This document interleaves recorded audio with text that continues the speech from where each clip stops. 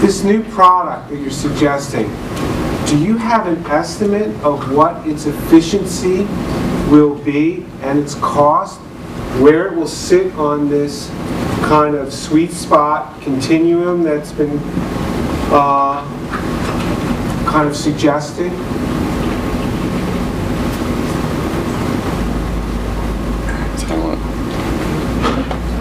Well, with both materials are by themselves are around 50% drainage efficiency each. By adding the either the grooves or the bumps or the channels into the weather smart material, that's going to up the drainage efficiency, by a lot, and then adding the asphalt dipped craft paper to it as well is only going to help it raise up the efficiency as well. So we're probably going to assume it's going to be around the 94 to 95% range. Okay. While keeping probably about the same cost as of right now as their current product, because everything's made in-house, and then we would be taking 100% of those profits.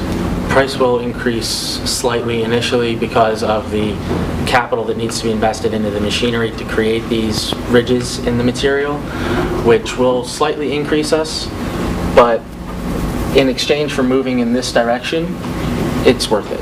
All right, so you're going to be basically same cost at 95% efficiency. And then with the gaining all the profits from the material now, the extra profits will eventually pay for the new machinery, and then by that point in time, it's pure profit. Very good. Thank you very much. Next group, Group 4, could you please come up?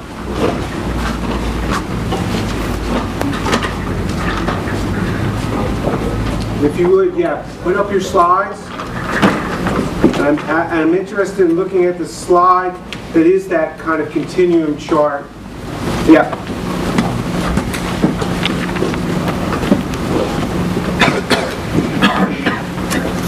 You certainly make the case with this chart that you've created enough of a differential between Hydrotex and your proposed product that it is a very good situation potentially for Fortifiber.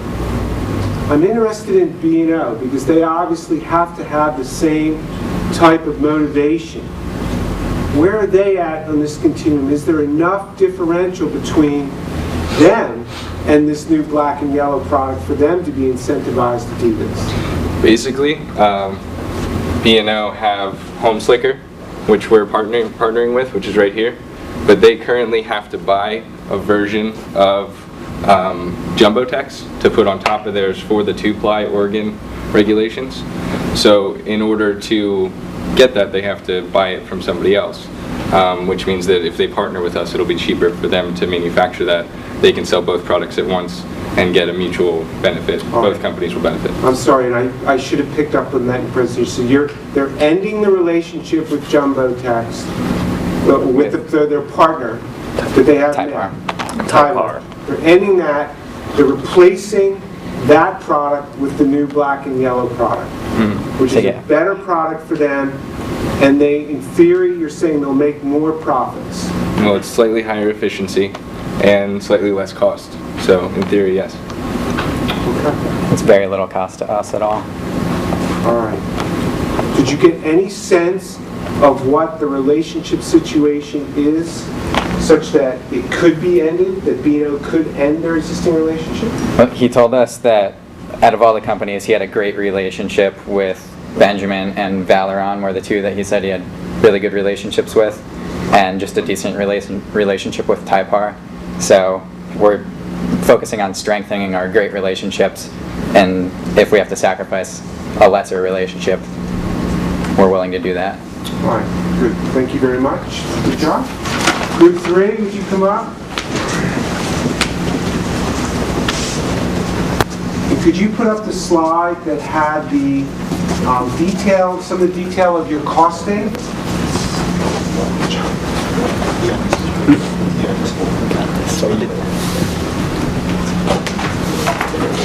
With the, keep going.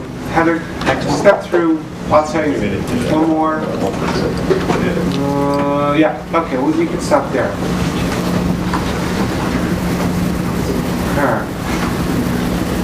Does this, I see that it's the material cost, the installation cost. is there a new cost because now we're making these, there's some machining now going on, creating these, what did you call them, ridges, or not ridges, but textures, right? You bought a machine, and that machine is creating this new design, which, by the way, is a very interesting design. But is there a cost to that? Because somebody's operating that machine, there's some handling going on. I guess my question is, do you feel that there may be an additional cost to create this new product that may not be covered there? Well, we talked to Chris, and he was saying that he's willing to spend $1 million on new equipment and machinery to put towards new designs. So we didn't price out an exact press because we're not familiar enough with the technology, but we figured that's not going to take the $1 million budget, and they'll be able to take whatever difference there is with the $1 million and apply that towards like labor costs or like electricity for running a machine, and then by that point in time they'll have more profits, more of the market, and it just, it pays for itself in the end. Okay. You have to spend money to make more money, essentially. So Yeah, and I don't think he'd be concerned about that. In that you got to put in place an investment in capital equipment to create this new design. But the actual cost of affecting the design, separate from the machining, I got to make the investment. But now, when I actually do the process to build your design, do I have to require a whole bunch of skilled labor? Does that labor take hours? It probably doesn't. And I understand your rationale for $1 million. That's a lot of money. The machine isn't going to cost that much. But it would be interesting to know what the unit cost is, which is a byproduct of the materials, the installation, and the labor that would go into affecting that design. And so I think it's a missing ingredient. I'm not sure it affects or changes at all what you're suggesting, but I think there's another cost element if I'm understanding your presentation. Also, we asked some questions about how the black paper was created, and he was saying that it was just craft paper run through a hot asphalt bath. So instead of letting it cool and roll under flat rollers, we just have it being sent down the conveyor belt straight to the pressing machine. So it's going to be very minimal. Like we're just adding one extra step before drying. Yeah, I'm sorry, go ahead. It's going to be like, probably it's going to be like 2 big cylinders. Before it goes through the drying machine, it's going to be like 2 cylinders, like pretty much one on top of each other, and the paper goes through it.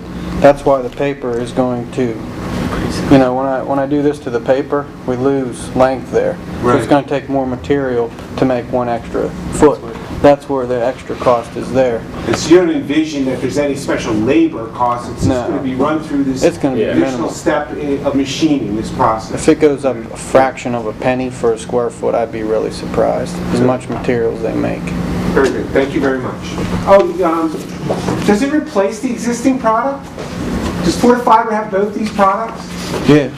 All right, so they're going to keep the existing product and have this new product. Mm-hmm. They said there was a room in their facility for an extra machinery, so they wouldn't have to renovate or add on to. He said there was a building. Northern Nevada facility space that he currently has open. I was thinking more from the market perspective. Do the products end up so close to each other that you kind of don't need one of them? If it tested well and did the same stuff as the Hydrotex, yeah, I'd just forget that. Sell 100% our own product.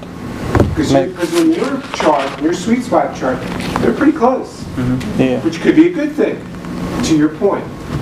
All right, very good. Thank you very much. Group 2.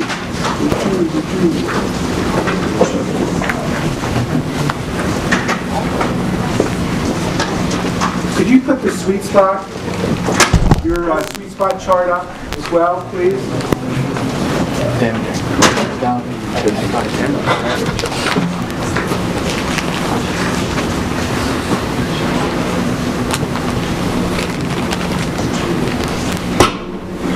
Click it again. Yeah, it's the next one, right? It has the new product. Right. Thank you, Sam. Same question to you. They're pretty darn close.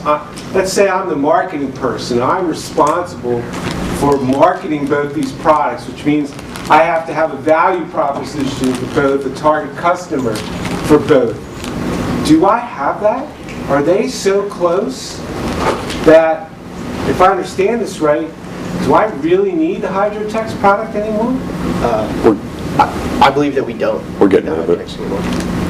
Go ahead, Sam. You're getting out of it. Yeah, we're getting out of the relationship with Pactiv. With our new product that is cheaper and more efficient, there's no reason to sell that product anymore. Okay. How fast would you get out of it? Well, we need to make sure that we have a pretty good product that will be able to fully replace this. Hydrotex is taking up 30% of the market right now, so if we remove out of it too quickly, we might face some repercussions if this new product, our Creep Jumbotex, doesn't work as well. Okay, kind of a silly question, but one I thought of anyway. What's the name of your new product? We haven't really thought of the name, but... Okay. Well, that's okay. You made your point, but I wondered if I missed it, because I was like, I don't have a name for this We'll go with product. the Creep Jumbotex. Super Hydrotex. There we go. All right, very good. Thank you very much, guys. Group 1.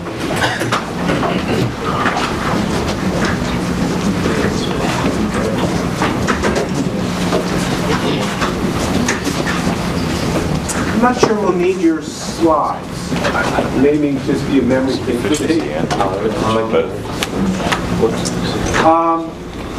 You made the point that your product idea was, you believe, fully patentable.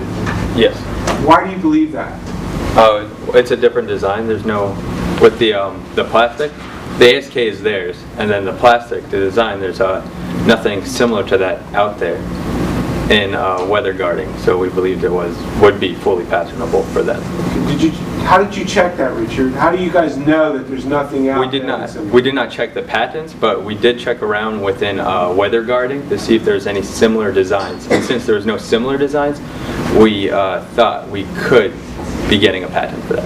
The closest design to it was the home slicker, because as you can see, it utilizes that mesh to create the ridges. They're rounder ridges though, and ours are triangular, and we use a solid sheet of plastic when they use a mesh. So that's the closest thing. How do you guys know you passed code? And I may have missed this, but did you provide any kind of estimate of what your efficiency rating will be? Yes, it's going to be a 95% efficiency at 66 cents per square foot. Okay, and what work did you do to come to the estimate of 95%? 95.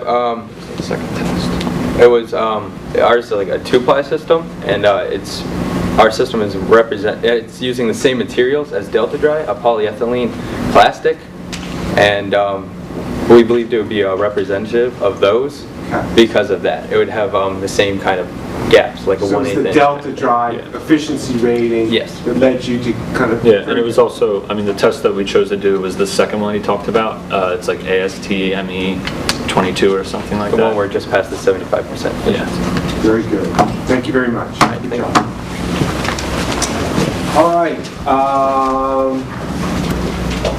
John, we should kill it, because I don't want to influence Chris.